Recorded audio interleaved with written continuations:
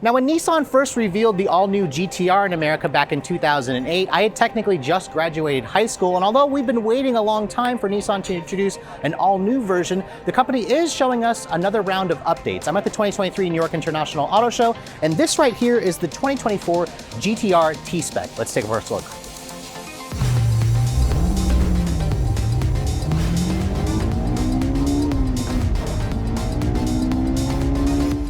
Now, before we start talking about the styling changes for 2024, I want to remind you guys what's powering Godzilla under the hood. Remember, Nissan offers a choice of two different tunes of their hand-assembled 3.8-liter twin-turbocharged V6. In the T-Spec model that I'm showing you here, it still makes the same 565 horsepower and 467 pound-feet of torque. We'll show you guys the GTR Nismo version later, which has up to 600 horsepower, but this powertrain, when it first came out, was essentially supercar killing. I mean, you could do 0 to 60 in the low 3-second range. I think Nissan has now improved it to just under 3 seconds. It still goes out through their Atessa all-wheel drive system and a rear-mounted 6-speed dual-clutch transmission. So again, the transmission is definitely getting old, but the engine itself is still a marvel of engineering, and it makes it one of the quickest accelerating supercars, sports cars that money can buy. But let's go ahead and close up the hood here because, as you guys know, this car got another round of styling updates for 2024. And even though the car still looks basically the same as the car when it first came out, you can see the front fascia has been updated. This is painted in a shade called Millennium Jade,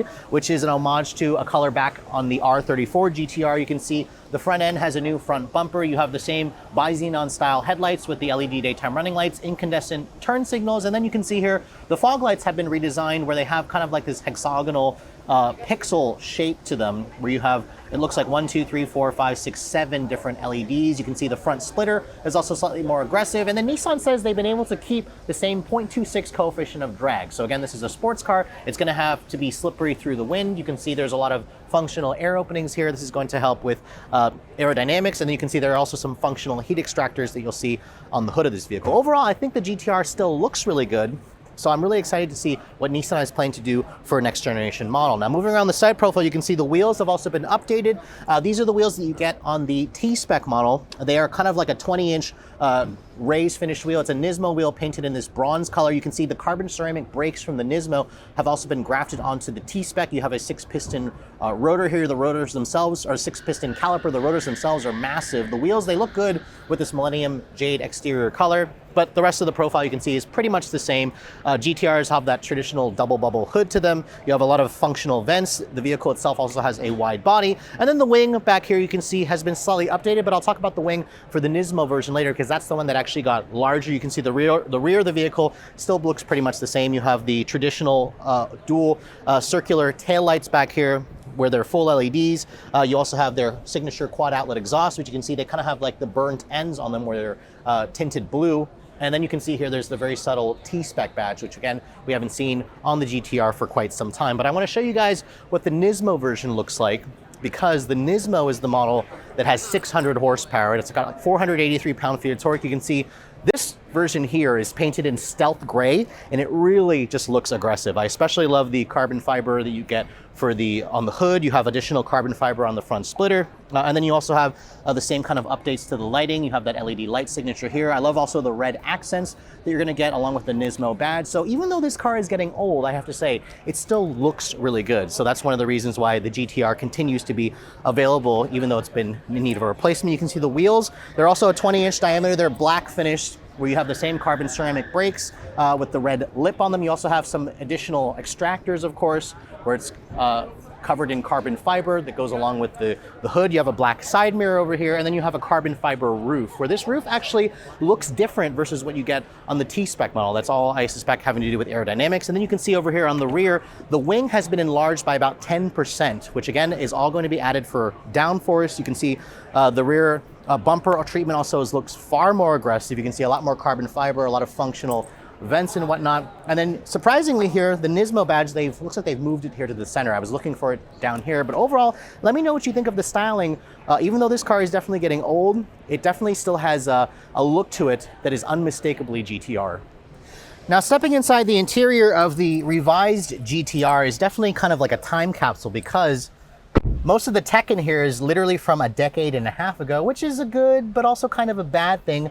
The biggest upgrade you're gonna see is this interior color. This is called Mori Green. So it's actually like a dark green colored seat, which also has some Alcantara inserts. You have some contrasting gold stitching, and the seats themselves also feel extremely plush, but also they feel a little bit unsupportive for me. I mean, I have to kind of adjust the seat myself to kind of get it into a supportive angle. The seat controls, as you can see, also are definitely unique, where you have like a rotary dial that allows you to twist to adjust the recline, adjust the angle of the seat. But overall, this is supposed to be like their flagship supercar, so the materials are solid. You can see there's leather stitching along the door panel, which is beautiful. You have the same thing along the dash with the contrasting stitching. You have a suede Alcantara along the dash, but here you can see a visible exposed airbag cover. That reminds you how old this interior is. And then in terms of the tech, you can see this is, I believe it's an 8-inch or 9-inch touchscreen. It's their older Nissan Connect head unit, which I believe has Apple CarPlay, but I don't think it's the wireless variety. You can see over here, there's also no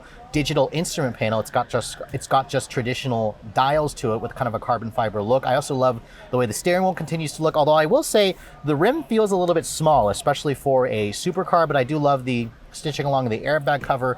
And in terms of space, you can see it's not bad in here for somebody my height. I have a decent amount of headroom. There's also kind of stitching and suede Alcantara along the roof, but you can see also there's no power in this vehicle, but you still have kind of incandescent lighting that you're gonna find throughout. You have the shifter right here that controls the 6-speed dual clutch transmission. Then you have these toggles that allow you to control the drive modes, which allow you to adjust the suspension, the traction control, and of course the rear diff. The one thing that the GTR did get that I forgot to mention, the Nismo version also got a limited slip front diff. So again, that's going to improve the performance and make that car even faster. It's already one of the quickest accelerating vehicles despite its age. And then in case you guys also forgot, there is a back seat, which, see if Rob can find the way that you can open it. Slide, there we go. You can slide this seat forward, which, as you can see, I'm not gonna get back there, but the back seat is still covered in the same Mori green leather. But overall, it's best reserved for small children, your mother-in-law, or mostly just packages. So I know all you GTR fans are probably slightly disappointed that this is not an all-new version, but if you are still willing to get your hands on the current generation model, Nissan says this should be in your local US dealerships by the spring of this year. So they should be rolling in anytime, because technically we are now in the early parts of April, and they haven't announced final pricing just yet of the updated GTR, but just know that the 2023 model started at around $115,000 for the base version, while the Nismo over there was almost double the price, 212 grand. Remember when this car first came out in 2009, it was around 75 grand, so that's either inflation or it's just Nissan jacking up the price. It's probably just a combination of both. I'm not entirely sure what the pricing of this model is, but you can expect it to be even more expensive when it does be revealed and it does go on sale in the next coming months. For Redline Reviews here at the 2023 New York International Auto Show, I'm Sofyan Bey.